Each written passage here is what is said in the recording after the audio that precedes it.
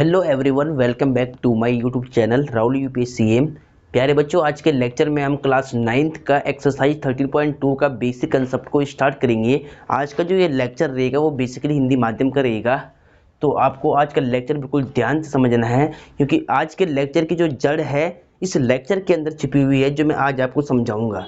क्योंकि एक्सरसाइज 13.2 के जितने भी क्वेश्चन हैं, समस्त जो क्वेश्चन हैं वो बेलन के वक्र पृष्ठीय क्षेत्रफल और बेलन का संपूर्ण पृष्ठीय क्षेत्रफल पे होंगी।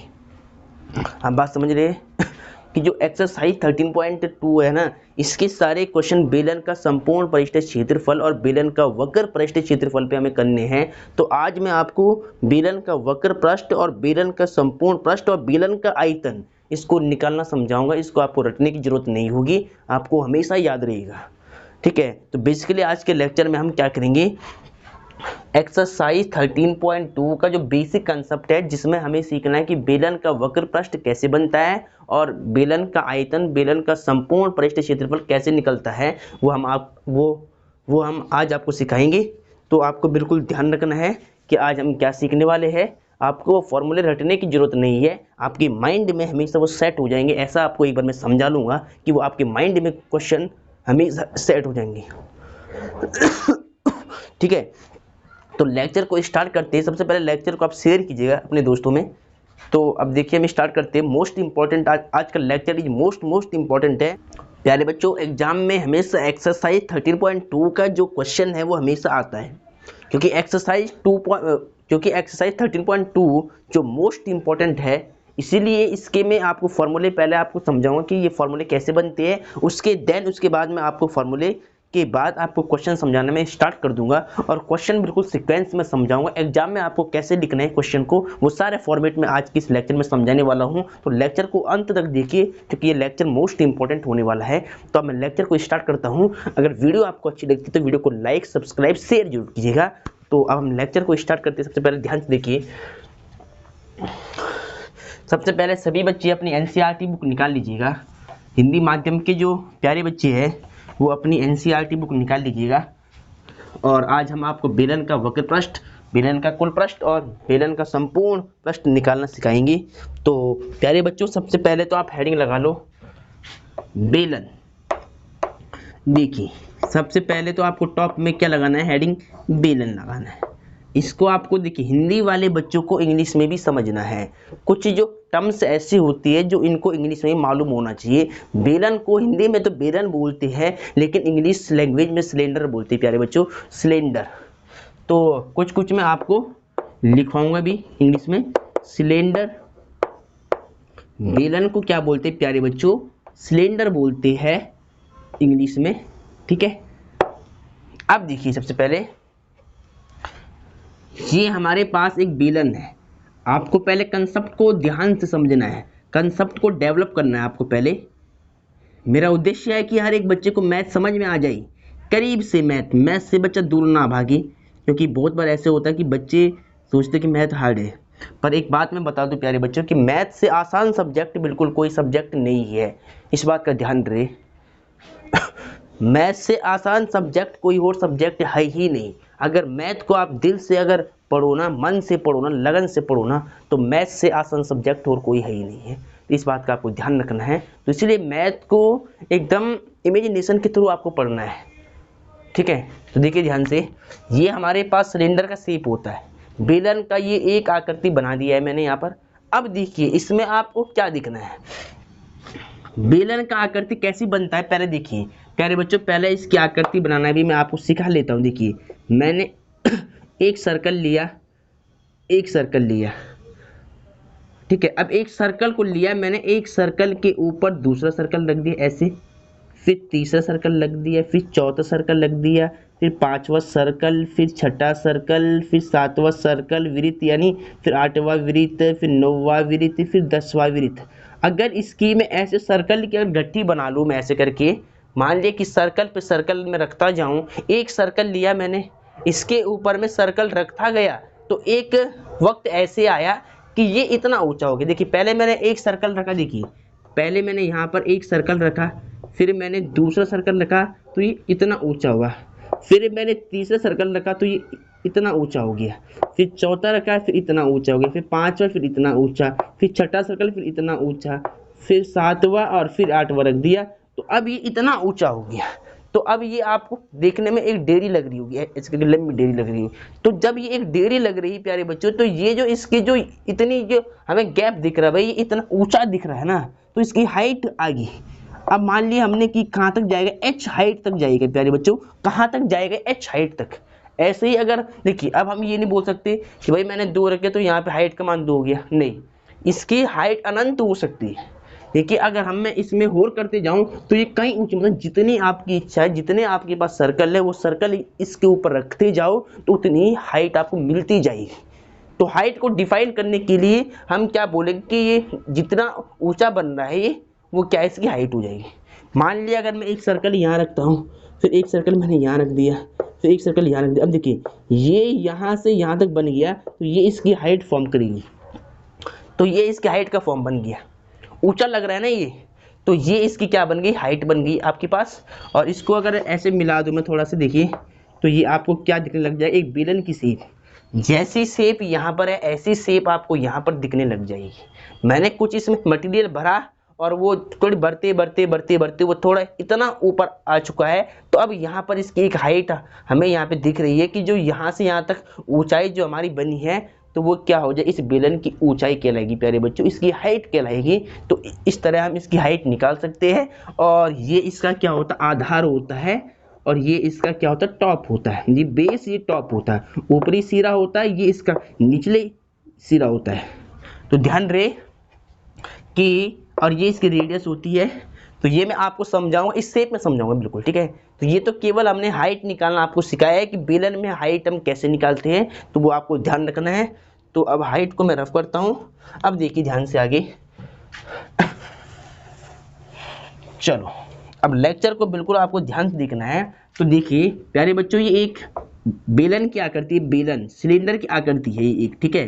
तो अब देखिए ये इसकी हाइट है सिलेंडर की, इस सिलेंडर की हाइट मान ली हमने क्या, एच है। प्यारे बच्चों हाइट निकालना, अनंत हाइट तक जाएगा तो हम हाइट को काउंट नहीं कर सकते, हम एच बोल देते हैं कि अगर कोई भी चीज़ अगर हमें थोड़ा ऊंची दिख रही है तो वो इसकी हाइट कहलाएगी, ठीक है। तो ये इसकी हाइट हो गई, बेसिकली यहाँ पर लिख लो आप सही से, ये एच हो गई हाइट, ठीक है। ये इस सिलेंडर की क्या होगी, हाइट होगी, ठीक है। और ये इसका आधार है, ये क्या है, इसका आधार है, इस वाले सिलेंडर का क्या है प्यारे बच्चों, आधार है, यानी ये इसका बेस बोल सकते हैं आप, बेस इंग्लिश में। और ये इसकी हाफ रेडियस है, ये हाफ क्या होगी, रेडियस हो जाएगी, ठीक है। यहाँ से यहाँ तक प्यारे बच्चों, यहाँ से यहाँ तक का जो डिस्टेंस है, दूरी है, उसको हम रेडियस बोलेंगे। इसमें एक रेडियस यहाँ पर होती है, एक रेडियस ऊपर होती है, क्योंकि इसमें 2 सर्कल लगे होते हैं। आपको बात समझना है, एक सर्कल देखिए, एक रेडियस, ये भी रेडियस है और ये भी रेडियस है, और ये यहाँ से यहाँ तक का, देखिए यहाँ से अगर मैं इसको ऐसे मिला दूँ, देखो ऐसे करके, तो ये यहाँ से यहाँ तक का सिरा डायमीटर, यानी इसका व्यास कहलाएगा बेलन का। प्यारे बच्चों क्या कहलाएगा, बेलन का व्यास डायमीटर कहलाएगा, ठीक है। और ये इसकी हाइट है, ये हाइट है तो ये भी हाइट होगी, ये रेडियस है तो ये भी रेडियस होगी, यहाँ से यहाँ तक इसका व्यास है पूरा, यहाँ से यहाँ तक व्यास है तो यहाँ से यहाँ तक भी व्यास हो जाएगा।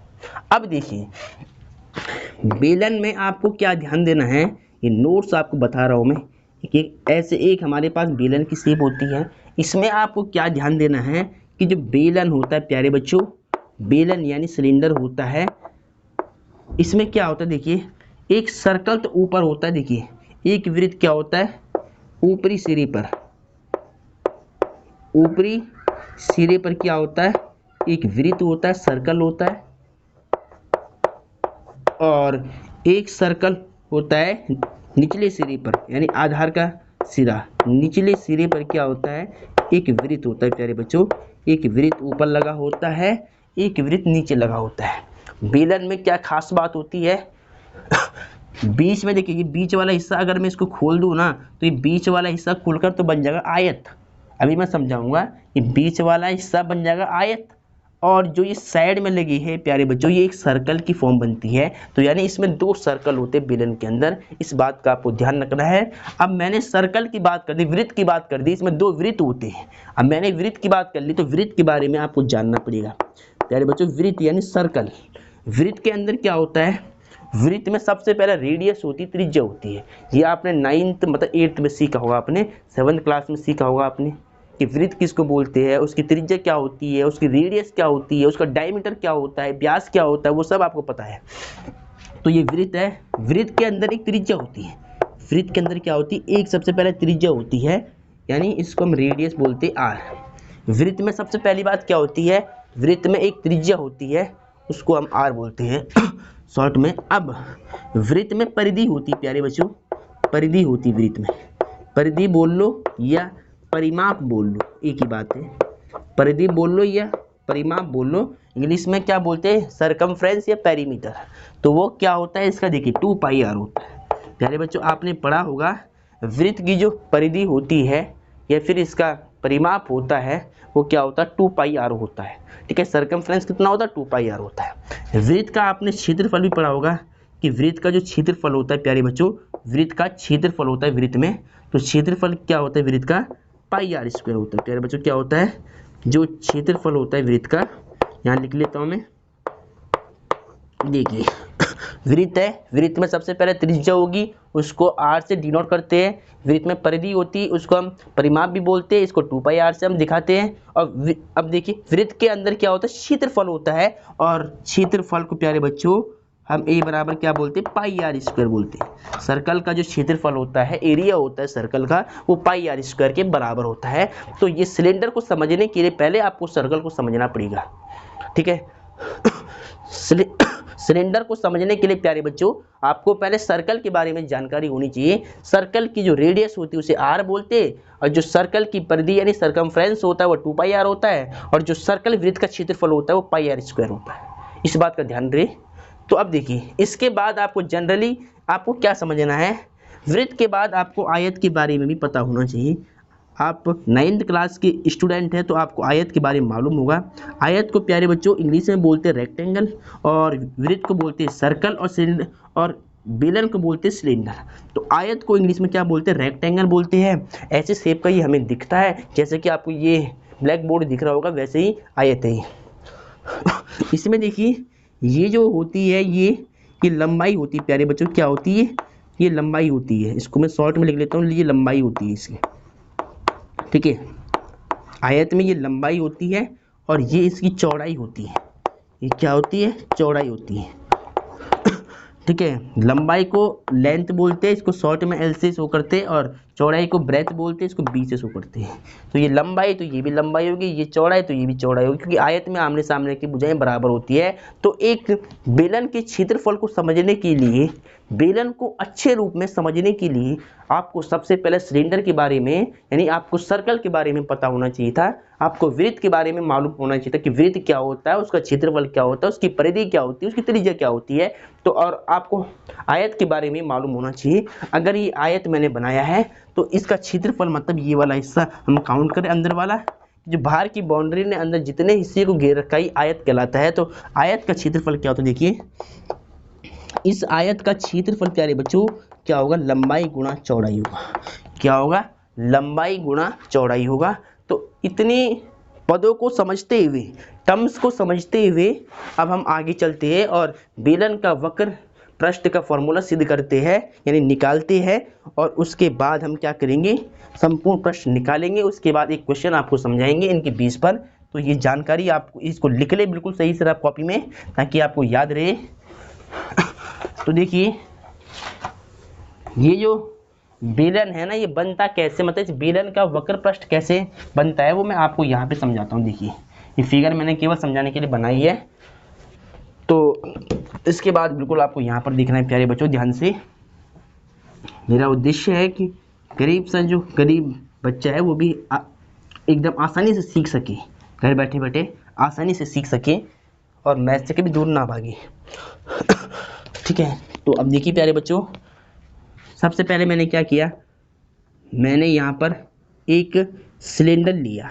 आप ध्यान से देखना, एक सिलेंडर की शेप मैंने ली, यानी एक मैंने बेलन लिया प्यारे बच्चों, एक मैंने बेलन लिया। अब मैंने क्या किया, इस बेलन को मैंने प्यारे बच्चों क्या किया, मैंने इसको काट लिया। ठीक है, इसको मैंने कैंची लगा ली। देखिए इस बेलन पे मैंने क्या कर दिया, कैंची लगा ली, इसको बीच में से काट लिया। एक मैंने खोखला बेलन लिया प्यारे बच्चों, जो आपके पास बेलन होता है ना, खोखला बेलन, मतलब जो इसमें ये हिस्सा है इसके नहीं होते शामिल, मतलब यहाँ से भी खुला होता है, यहाँ से भी खुला होता है। ऐसे मैंने क्या लिया, बेलन लिया एक प्यारे बच्चों, और फिर मैंने क्या किया इसको मैंने बीच में से काट लिया। ठीक है, यानी यहाँ पर मैंने क्या किया, कैंची से इसको काट लिया प्यारे बच्चों, इसको मैंने काट लिया बीच में से बेलन को। जब ये अगर कट जाएगा तो ये आपको कैसे दिखेगा, देखिए जब ये बेलन कट जाएगा प्यारे बच्चों तो ये आपको कैसे दिखेगा। ये मैंने बेलन लिया, इसको मैंने इसके हाइट के अलोंग काट दिया, इसकी जो ऊंचाई की सहायता से मैंने इसे काट लिया। तो अब कटा हुआ बेलन कैसे दिखता है, आप यहाँ ध्यान से देखिए, देखिए इस तरह से आपको थोड़ा कुछ दिखेगा ये कटा हुआ।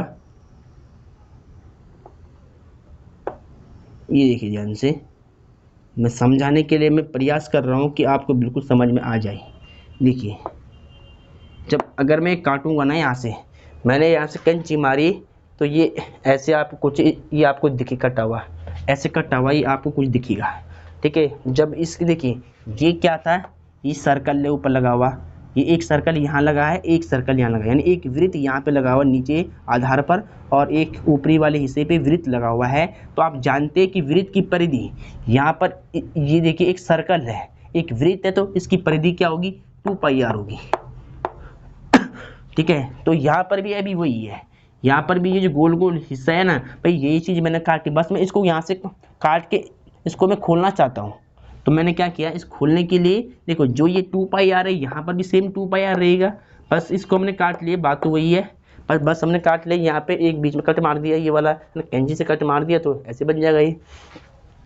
इसके बाद मैंने क्या किया, इसको थोड़ा और खोल दिया, मतलब इसको फैला दिया, थोड़ा इसको और थोड़ा फैला दिया मैंने, तो ये कुछ आपको इस प्रकार दिखेगा प्यारे बच्चों, ये आपको कुछ इस प्रकार दिखेगी सीट। मैं केवल समझाने के लिए आपको ये कर रहा हूँ। देखिए थोड़ा सा ये मुड़ा हुआ रहेगा ऐसे, देखिए ये यहाँ से आपको देखना है इसको, देखिए ऐसे, ये देखिए क्या किया मैंने, इसको यहाँ देखिए एक मैंने बेलन लिया खोखला, एक खोखला बेलन लिया, इस पर मैंने इसके हाइट के अलोंग इसको मैंने काट लिया। तो देखिए ये इसके ऊपर वाला हिस्सा, एक सर्कल यहाँ लगा होता है, एक सर्कल यहाँ लगा होता, तो इस सर्कल की परिधि 2πr होगी, इसकी भी 2πr होगी। तो जब ये यहाँ पे कट लग गया तो बीच में देखिए ये हिस्सा इसका कट चुका है बीच का। तो अब देखिए ये भी, मतलब ये हिस्सा तो वही है सर्कल वाला, तो इसकी लेंथ तो 2πr ही होगी। अब इसको मैंने और फैला दिया, इसको मैंने और फैला दिया है, ऐसे खोल के इसको फैला दिया।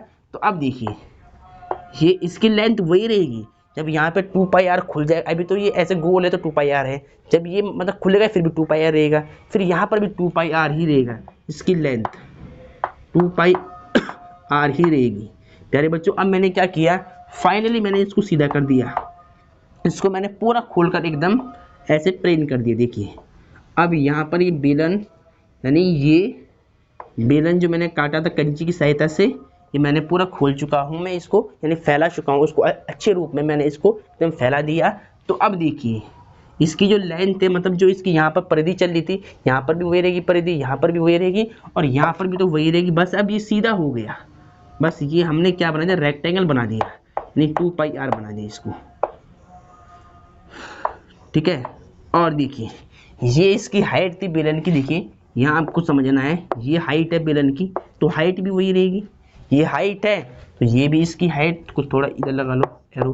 ठीक है, ये हाइट थी तो ये भी हाइट रहेगी, है ना, जितनी हाइट हमने वही ली, बस हमने खोला ही तो है बीच में काट करके। तो हाइट और इसकी परिधि तो सेम रहेगी, परिधि और हाइट तो सेम रहने वाली है।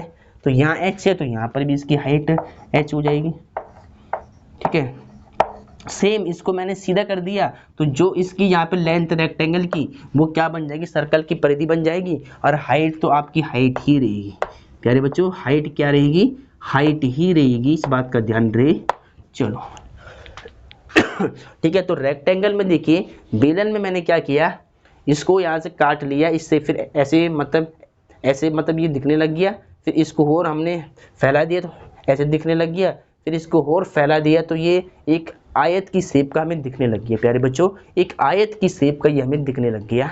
अब देखिए इसके बाद देखिए आयत में, देखिए आपको आयत के बारे में एक जानकारी है। अगर कोई आयत है हमारे पास, ऐसे मैंने समझाया है, ये लेंथ ये ब्रेथ होती है, तो ये इसकी लेंथ है, यानी ये 2 पाई आर किसकी वैल्यू है, लेंथ की वैल्यू, एल की वैल्यू है, और एच किसकी वैल्यू है, ब्रेथ की वैल्यू बी।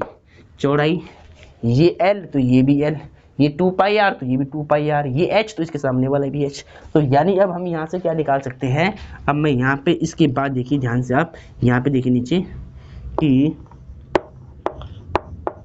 बेलन का वक्र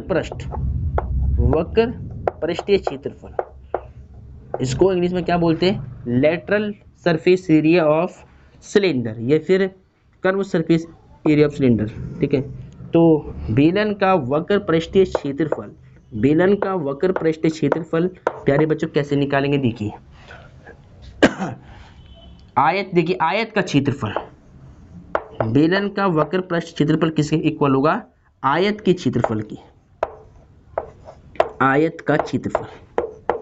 ठीक है, बेलन का जो वक्र पृष्ठ क्षेत्रफल होगा वो आयत के क्षेत्रफल के इक्वल होगा। अब देखिए आयत का क्षेत्रफल कितना होता है, आयत के क्षेत्रफल का फॉर्मूला आपको मालूम है प्यारे बच्चों, लंबाई गुणा चौड़ाई होता है। क्या होता है, लंबाई गुणा चौड़ाई होता है। रेक्टेंगल का एरिया निकालने का फॉर्मूला क्या होता है, रेक्टेंगल का एरिया निकालने का फॉर्मूला होता है L into B, length into breadth. देखिए लंबाई कितनी है, देखिए ध्यान से इसको मान लो, देखिए लंबाई को शॉर्ट में एल मान लिया और चौड़ाई को बी मान लिया।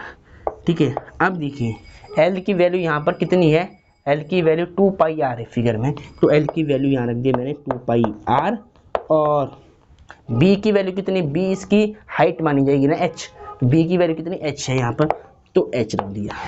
अब इसको थोड़ा सही रूप में लिख लो कि 2 पाई आर एच, तो ये क्या बन गया, बेलन का वक्र पृष्ठीय क्षेत्रफल, lateral surface area of cylinder, lateral surface area of cylinder क्या बन गया प्यारे बच्चों, 2 पाई आर एच बन गया।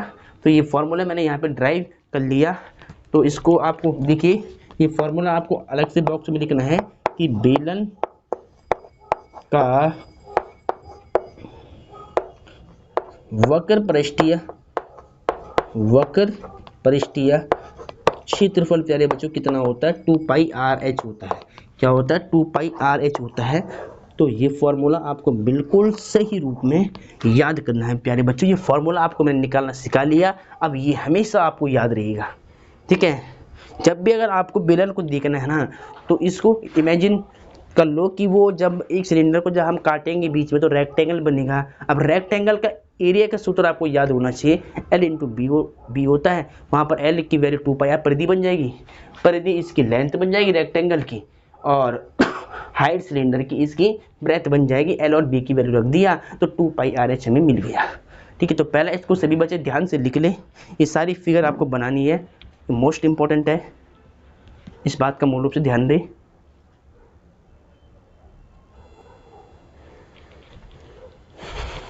तो डियर स्टूडेंट, आप सभी लोगों ने इसको नोट कर लिया होगा।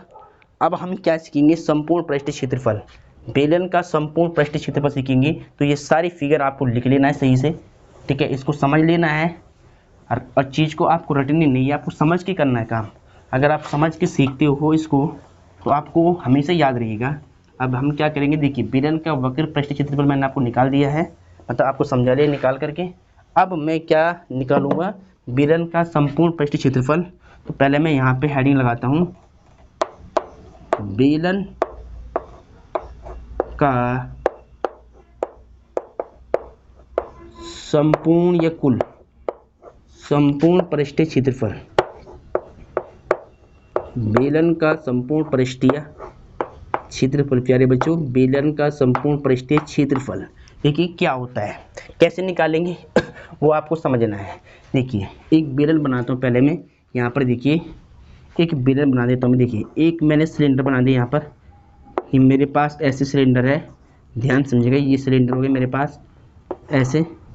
ठीक है, अब देखिए इसमें एक सर्कल ऊपर लगा है, तो इस सर्कल का जो क्षेत्रफल होगा प्यारे बच्चों, मुझे क्या चाहिए, संपूर्ण पृष्ठीय क्षेत्रफल चाहिए।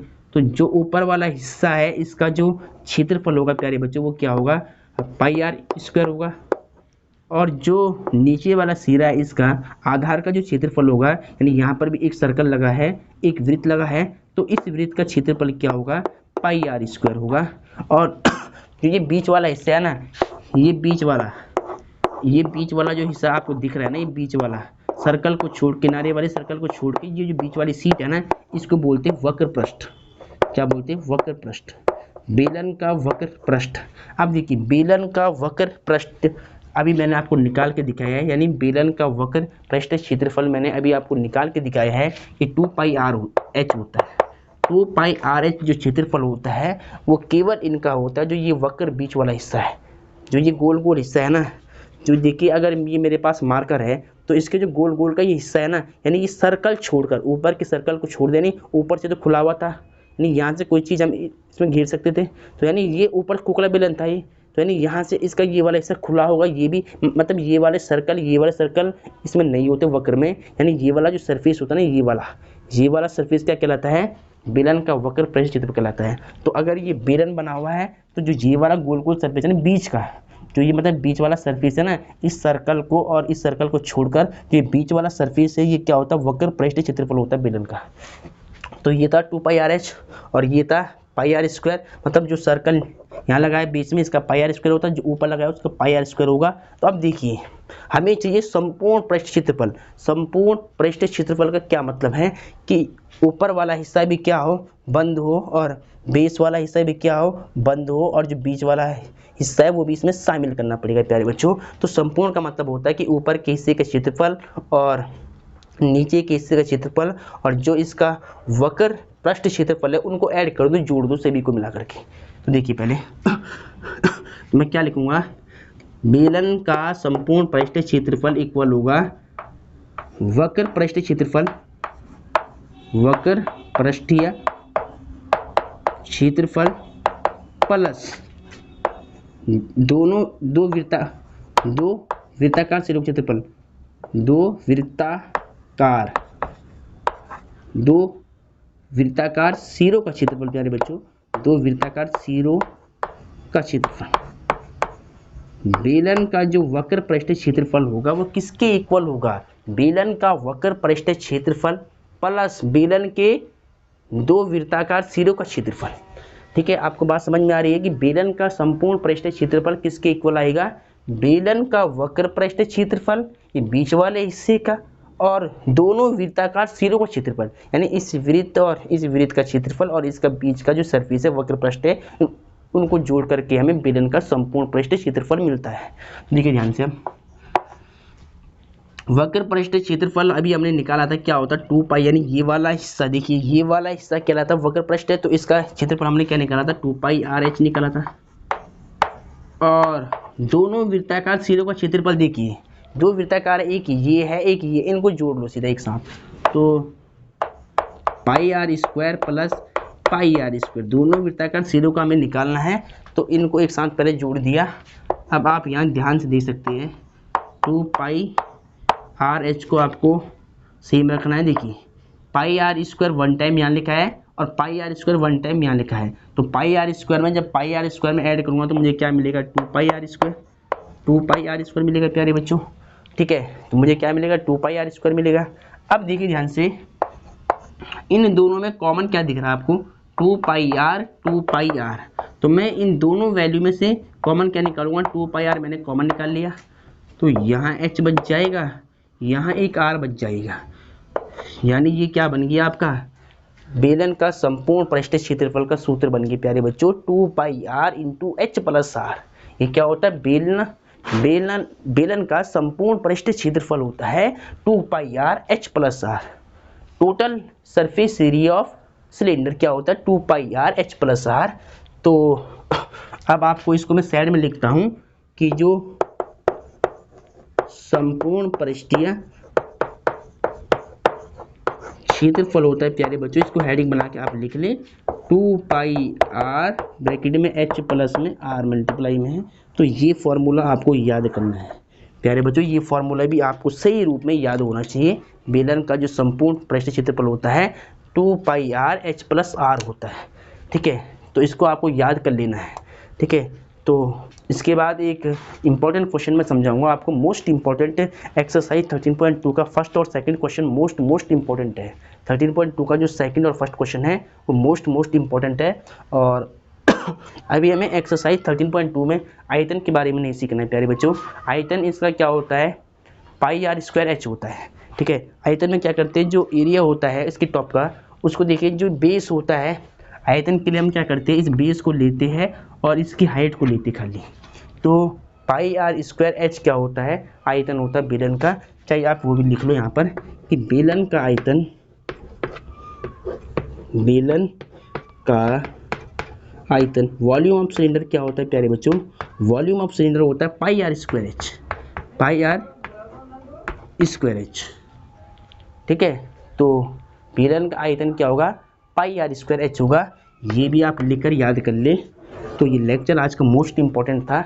अगर आपको वीडियो अच्छी लगती है तो वीडियो को लाइक, सब्सक्राइब, शेयर जरूर कीजिएगा। जय हिंद, जय भारत, वंदे मातरम।